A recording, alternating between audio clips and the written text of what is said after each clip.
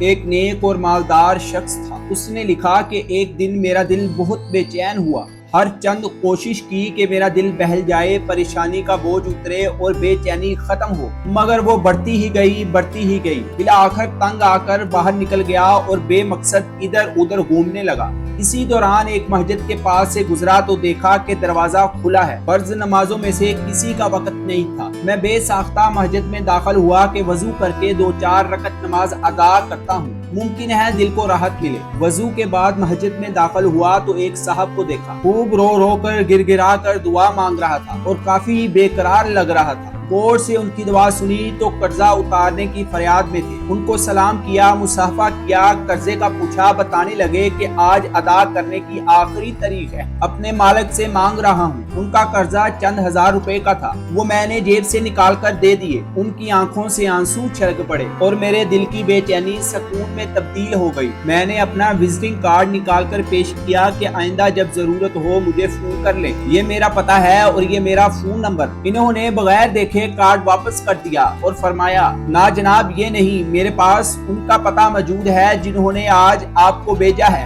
میں کسی اور کا پتہ جیب میں رکھ کر ان کو ناراض نہیں کر سکتا۔ سبحان اللہ و بحمدہ سبحان اللہ العظیم۔ ایسا میں صوفی اسلام 92 کے ناظرین، اگر آپ کو ہماری اس ویڈیو سے کچھ سیکھنے کو ملا تو کمنٹ میں لازمی بتائیے، اور اگر آپ نے ابھی تک ہمارے چینل کو سبسکرائب نہیں کیا تو کر لیجیے۔